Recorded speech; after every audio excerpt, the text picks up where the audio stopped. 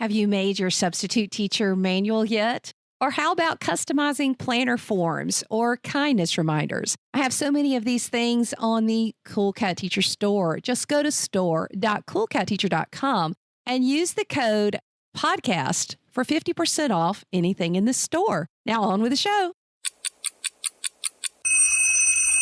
Motivating kids to read and write with Sparks in the Dark, episode 346.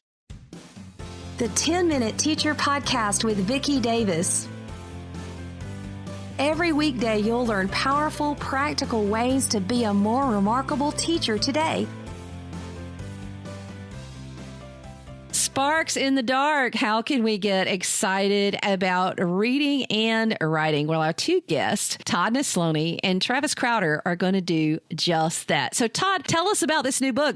Well, I'm so pumped about this book and the opportunity that I was given to write it with Travis, who I just admired his work, reached out to him and was like, hey, I'm really falling in love with this reading and writing stuff. I want to write more about it. And he's like, let's collaborate. And we did. And it was just powerful stuff. So we were like, hey, let's take this and write a whole book about this. And so we just kind of came up with a whole book filled with ideas and resources and inspiration for educators and administrators. We really wanted to write a book that was from my perspective as an elementary principal and Travis's perspective as a secondary English teacher to kind of eliminate any of that. Oh, well, he's an elementary guy, or oh, well, he teaches English. No, we wrote it with the math teacher, the science teacher, the principal, the counselor. We got stuff for everybody in there. And I think that that's what's so neat and unique about our book is we tried to kind of work around all those things that could have stood in the way of people making excuses on why they weren't going to bring reading or writing into their school or classroom. And I'll link to it, but I think it's been maybe 3 years ago now on my previous podcast. One of my most popular shows and blog posts that I ever had was actually one you did about reading. And it was like, wow, this is just so resonating that we can get kids excited about reading, can't we? That's right. Mm-hmm. Yeah. So Travis, you're a classroom teacher. How do you get kids excited about reading? One of the things that I believe in strongly, as Todd and I have talked, we talk about this consistently. We talked about it before we wrote the book, as we were writing it, and even now as I'm getting ready to start my curricular year. Choice is that element that really does help drive students from whether it may be a limited love of reading or maybe they already have a strong love of reading, but it really does push them into a stronger a stronger passion for reading.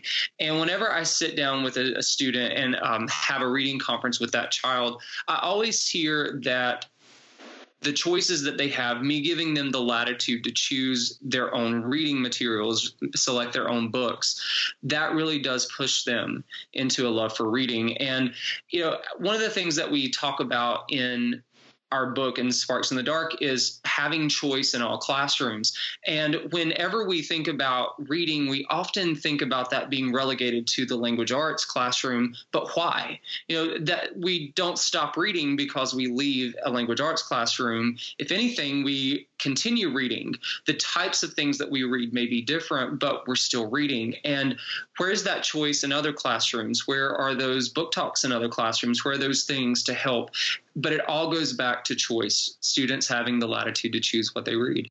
And, I found that so my kids did AR, and I know that that's popular or unpopular, depending on who you are and where you are and how it's implemented. But I remember advocating for my kids to be able to jump a whole bunch of levels and read something that they really wanted to read. And because those teachers let my kids do that, they really jumped in their ability to read. So when you say choice, you're saying wide open choice, Travis? I think that's up to the teacher, and I think that's also part of whether you set parameters or not. I do book clubs in my classroom, so if it's independent reading, I really don't have a problem with them reading what they want to read. If it's a book that is,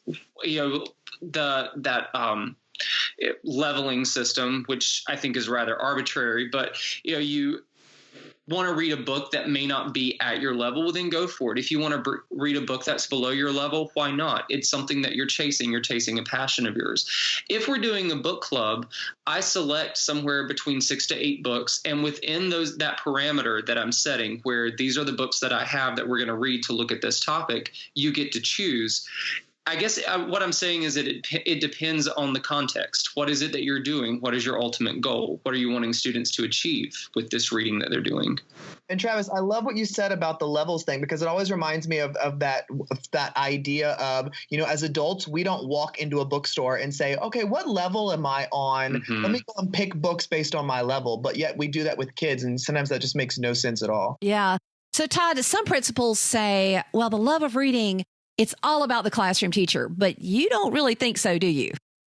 Definitely not. We focus on it as a whole campus, whether that is every morning on the announcements, we do book talks, whether those are from staff or from students. We have recorded book talks. I do bedtime stories on our Facebook Live for students. We have bookshelves in the hallways. We have classroom libraries in every single classroom, regardless of the content area that you were teaching.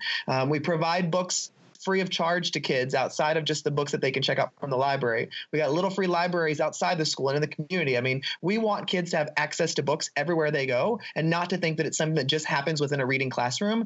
I want to be a reader and let my kids see that. I want them to see everybody on campus as a reader, which also means that outside every single classroom and outside the cafeteria for the cafeteria workers and the custodian rooms for them and our secretary, they all have a sign outside that says, here's what we're currently reading. So the kids see everybody as reading and see it everywhere on the campus. But you also go into the classroom and read with the kids sometimes, don't you? I do. I'll read with them, or I will go in and read to them. And I also do a lunch book club with my 3rd grade students, where I book talk a book and ask them to come read with me once a week during their lunch break. And we go outside of the outdoor classroom, and we read Wedgie and Gizmo for 2 months last year. And every kid that came to me, it was 67 out of 100 came to me, and they all got the book when they were done. So yeah, I want my kids to see that reading happens everywhere and with anyone. Wow. I mean, that's so inspiring and encouraging, but it's unusual. I mean, why is this approach to reading, this whole school approach to reading, seems so unusual to us, Travis? I could answer this several ways. We often teach, I know teachers of English, like when I first started, I taught the way I was taught.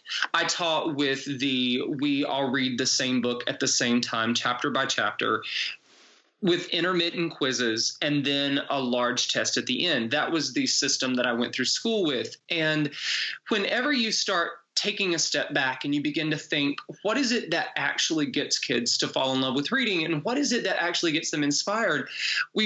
I realized, and as other English teachers realize, or other teachers who have reading as a big chunk of their classroom, we realize that that's not the way to get kids to fall in love with reading. To get them to develop a passion for it, we have to let them immerse themselves in it. Volume matters. Getting them to read a lot matters, but giving them that choice is so important. And, then going a different way and saying, okay, I'm going to Todd, the principal, having a book club in his office. That's so different. That is breaking that traditional mold. That's saying, I am the principal of the school, but I value this thing called reading, and I'm going to bring it into my school. I'm going to bring it into the space I occupy. Todd has a massive library inside of his office. He has all these books and he's knowledgeable about them.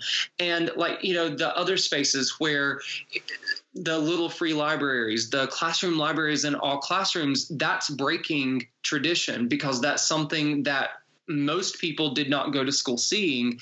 And we so often disseminate the things that we're most comfortable with, which is also the things that we've seen before.